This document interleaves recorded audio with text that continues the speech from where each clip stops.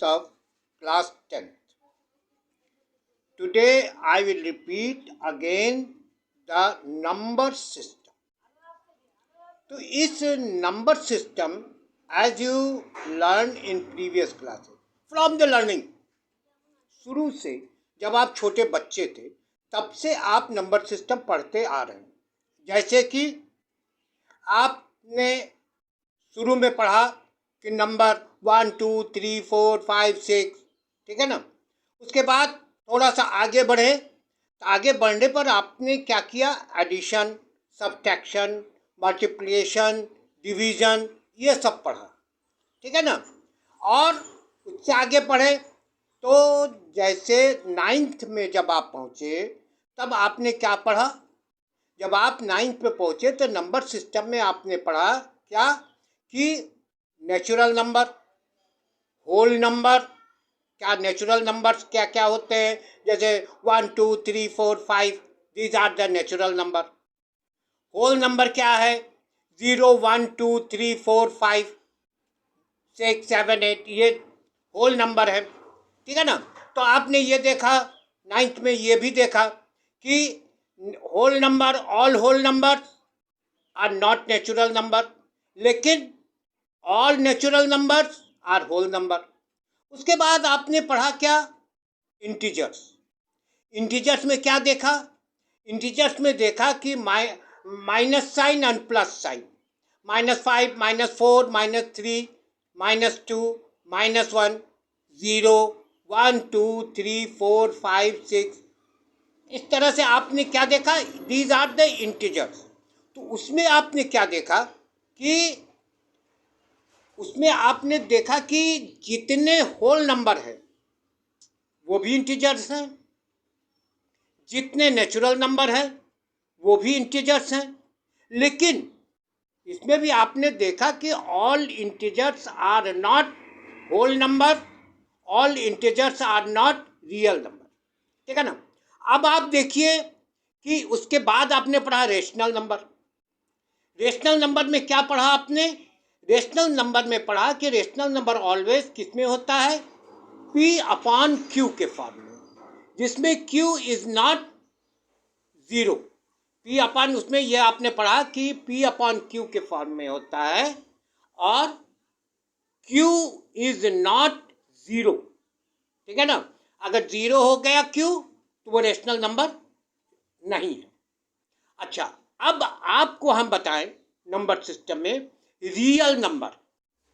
Real number क्या होता है, देखिए रियल नंबर जो होता है वो दो प्रकार के होते हैं। रियल नंबर क्या होता है, दो प्रकार के होते हैं।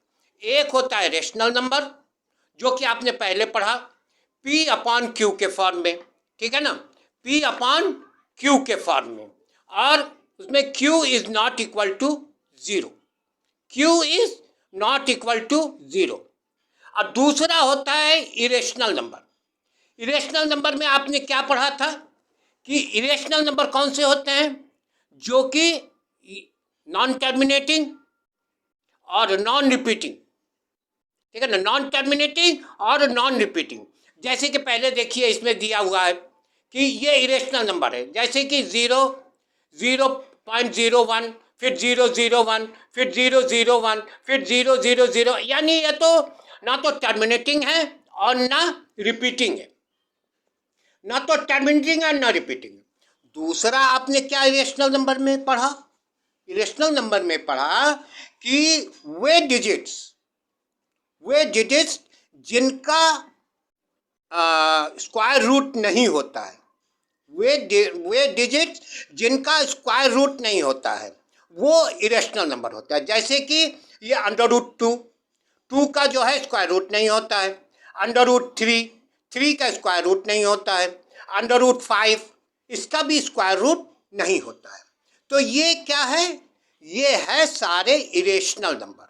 अगर आपको पूछा जाए कि √9 क्या है, तो आप ये समझेंगे कि 9 का स्क्वायर रूट निकलता है। 9 का स्क्वायर रूट कितना होता है, 3।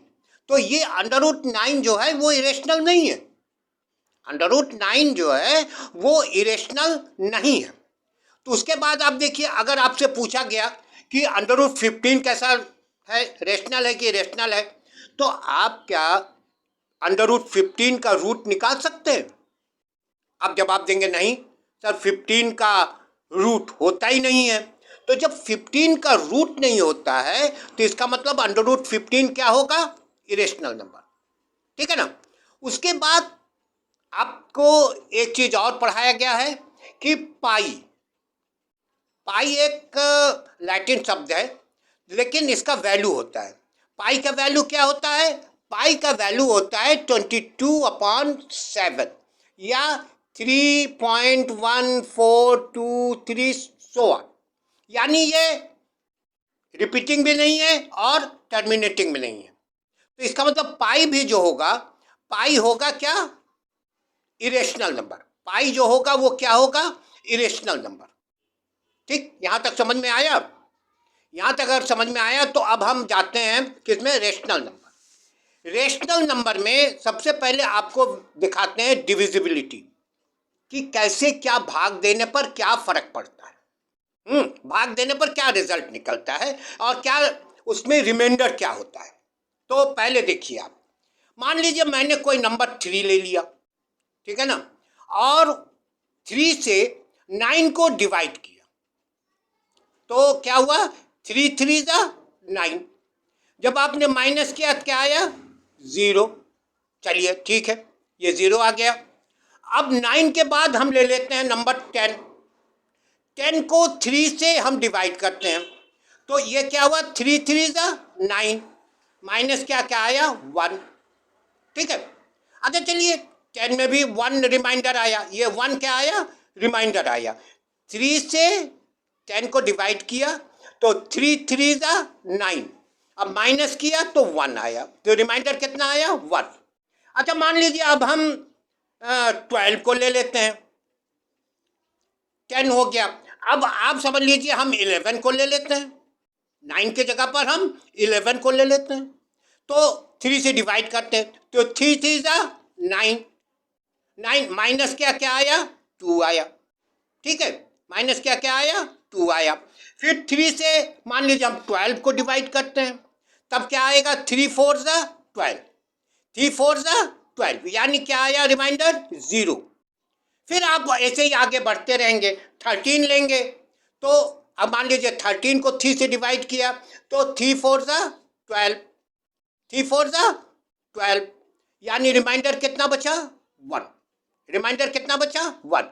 यानी 3 से जब आप डिवाइड करते हैं तो आप क्या देख रहे हैं कि रिमाइंडर क्या आ रहा है? 0 1 2, 0 1 2। चलिए यहां तक तो हो गया। अब आप देख लीजिए कि हम 3 के जगह पर 3 का एक हम अब तक तो आपने बहुत छोटे छोटे डिजिट को डिवाइड किया। आप कहेंगे बड़े डिजिट में क्या होगा? आप ये पूछ सकते हैं कि छोटे से तो हमने कर लिया, अब बड़े डिजिट में क्या होगा? अब बड़ा डिजिट देख लीजिए, हम 56 ले लेते हैं, इसको 3 से डिवाइड करते हैं, तो 3×1 = 3, जब माइनस किया 2 आया, 6 कैरी किया, तो 3×8 = 24, माइनस किया क्या आया? 2 आया। ठीक है, 2 आया। उसके बाद हम 57 ले लेते हैं, 56 के बाद 57, इसको 3 से डिवाइड करते हैं, 3×1 = 3, माइनस किया क्या आया? 2 आया। 7 कैरी किया, 7 कैरी किया, 27 हुआ, 3×9 = 27, यानी 0 आया। 58, 57 के बाद हम 58 ले लेते हैं। चलिए इसको भी 3 से डिवाइड करते हैं, 3 से, तो 3×1 = 3, जब माइनस करेंगे तो क्या होगा? 5 में से 3 गया 2, अब 8 कैरी किया, ठीक है ना, उस क्या हुआ? 3×9 = 27, क्या आया? 0 1। ठीक है ना। उसके बाद मान लीजिए 59 को किया, 59 को किया तो 3×1 = 3, माइनस किया 2 आया। ठीक है, उसके बाद 3×9 = 27, माइनस क्या क्या आया? 2 आया। तो हम क्या देख रहे हैं कि किसी को भी डिवाइड करें 3 से, हैं, मान लीजिए इससे भी बड़ा डिजिट ले लेते हैं, ठीक है ना, उसको भी देख लीजिए, जैसे 3 से हम 1003 को डिवाइड करते हैं, ठीक है ना, तो तब क्या हुआ? 3×3 = 9, माइनस किया क्या आया? 1। ठीक है, अच्छा, उसके बाद 0 लाया, 10 हुआ, फिर 3 3 9, माइनस किया, क्या आया, फिर 1 आया, ठीक है ना, फिर 3 कैरी किया, तो क्या हुआ, 3 4 12, यानी माइनस किया, क्या आया, 1, ठीक, कोई बात नहीं, 1 आया। उसके बाद देखिए हमने 1004 ले लिया, 1004 ले लिया, तो उसको 3 से डिवाइड किया, तो 3 से 3 3 9, ठीक है ना, 1 आया, माइनस किया तो 1 आया, फिर 0 कैरी किया, फिर 3 3 9, ठीक है ना, फिर 1 आया, फिर 4, फिर 3 4 12, माइनस क्या, क्या आया, 2, फिर 3 से हमने 1005 को, तो 5 को किया, क्या आया, 3, फिर 3 3 9, माइनस किया तो 1 आया, 0 कैरी किया, 3 3 9, फिर आया, माइनस किया तो 1 आया, 5 किया तो ये क्या हो गया, 3 5 15, जब माइनस किया तो 0 आया। तो हर हाल में आप ये देख रहे हैं कि 3 से डिवीजन करने पर क्या आ रहा है, 0 1 2, 0 1 2। उसके बाद आप देख लीजिए 4 से, देखिए 4 से मान लीजिए हम ये 3 के जगह पर हम डिजिट ले लेते हैं 4, ठीक है ना, 3 के जगह पर हम डिजिट ले लेते हैं 4, ठीक है ना, 4 8 को डिवाइड करें, यहाँ पर 8 ले लेते हैं, 4 2 8, क्या बचा, 0। अब 9 को करते हैं, 4 2 8, जब हमने 8 माइनस किया क्या बचा, 1, 4 से 10 को किया तो 4 2 8, माइनस क्या आया, 2, 11 को किया, फिर 4 2 8, माइनस किया 3 आया, 12 को किया तो 4 3 12, क्या आया, 0, यानी 4 से डिवाइड करने पर क्या आ रहा है, 0 1 2 3, फिर 0 आ जा रहा है, यानी 4 पे हमने यहाँ पर क्या लुक किया, 4 से कर रहे हैं तो 0 1 2 3, 0 1 2 3 आया, ठीक है। उसके बाद देख लीजिए 5 से, मान लीजिए हम 5 से करते हैं, तब देख लीजिए 5 से 8 के जगह पर हम 10 ले लेते हैं, ठीक है, 8 के जगह पर 5 2 10, उसके बाद 11 ले लेते हैं, तो 5 2 10, जब माइनस करेंगे तो 1 आएगा, 12 ले लेते हैं, तो 5 2 10, जब माइनस करते हैं तो क्या आ रहा है, 2, उसके बाद 12 की जगह पर हम 13 ले लेते हैं, 13 को हम क्या करते हैं, 5 से 5 2 10, जब माइनस कर रहे हैं तो क्या आ रहा है, 3, ठीक है।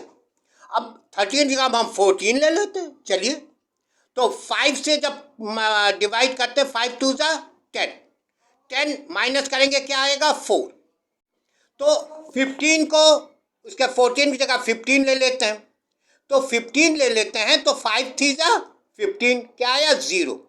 तो यानी आपने देखा कि 5 से करने पर भी क्या आ रहा है, 0 1 2 3 4, यानी 5 से करने पर भी आपका क्या आ रहा है, 0 1 2 3 4, 0 1 2 3 4, यानी ये आप देख रहे हैं कि जो रिमाइंडर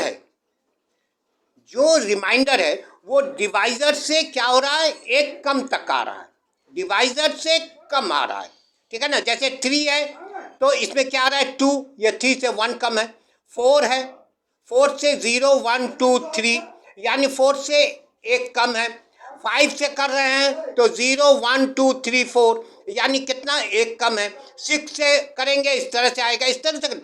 अगर आप मान लीजिए आपसे पूछा जाए कि हम 9 से डिवाइड कर रहे हैं तो रिमाइंडर कितना हो सकता है, आपसे पूछा जाए कि डिवाइजर 9 है तो रिमाइंडर क्या होगा, तब इस सिस्टम को देख करके आप तुरंत बता सकते हैं कि रिमाइंडर होगा 0 1 2 3 4 5 6 7 8, ये रिमाइंडर होगा, ठीक है ना। तो इस तरह से ये तो रिमाइंडर, ये तो सिस्टम समझ में आया, ये आपके समझ में आया, ठीक है ना। अब आप देखिए इसमें एक काम करते हैं, इसको अल्फ़ाबेटिकली हम डिनोट कर लेते हैं, अल्फ़ाबेटिकली हम डिनोट कर लेते हैं। जैसे यहाँ पर आपका 3 है, इस 3 को हम मान लेते हैं A, 3 को हम मान लेते हैं ए, ठीक है ना, और सॉरी ठीक हो नहीं, 9 हमने डिविडेंड रखा, 9 को मान लेते हैं ए, 3 को मान लेते हैं बी, और इधर जो क्वेश्चन आया 3 को हम क्यू मान लेते हैं, और रिमाइंडर क्या होता है आर, ठीक है ना। इससे हम क्या देख रहे हैं कि अब यहाँ पर बी कितना है 3 है, क्वोशेंट कितना है 3 है, रिमाइंडर कितना है 0। अगर हम इस b को a से q से मल्टीप्लाई करें, यानी यहाँ पर आपका 3 को 3 से मल्टीप्लाई करें, ठीक है ना, और इस r को हम आप इसमें ऐड करें, यानी हम 3 × 3 + 0, तो क्या मिल रहा है 9 क्या है आपका डिविडेंड है, यानी b × q + r = आपका क्या आएगा dividend, b × q + r = dividend. इसी तरह से आप देख लीजिए, इसमें भी आप ऐसे देखिए 3 × ये है आपका b, ये है a, ये है q और ये है r, ठीक है ना, ये है r। इसमें भी आप देख लीजिए क्या होता है, इसमें क्या होता है कि 3 × 334 + 1, ठीक है ना, तो ये क्या आ जाएगा 1003, यानी आप इससे क्या रिजल्ट निकले कि क्वोशेंट = यानी a = b × q + r, जहाँ पर r जो है, r है रिमाइंडर, r जो है या तो 0 होगा या b से कम होगा, बिलो द b, या तो क्वोशेंट जो है रिमाइंडर जो है या तो 0 है या फिर b से कम है, ठीक है ना। और इसका मतलब आपका क्या निकला, इस डिवीजन मेथड से आपको निकला कि डिविडेंड यानी dividend = divisor × quotient plus remainder, इसी को कहते हैं रिमाइंडर, इसी को कहते हैं यूक्लिड डिवीजन मेथड या algorithm, Euclid division system. Euclid division system क्या है ये आपके समझ में अब आया कि यूक्लिड डिवीजन सिस्टम क्या है कि dividend = divisor × quotient plus remainder, okay, quotient × remainder, इतना जो है यूक्लिड डिवीजन मेथड है, ठीक है ना। अब आपको अगले वीडियो में एल्गोरिथम और लेमना हम आपको समझाएंगे, ठीक है ना। इतना आपके अगर समझ में आ गया हो तो आप कमेंट कर दीजिएगा और हमको बता दीजिएगा कि कहाँ पर आपको समझ में नहीं आया।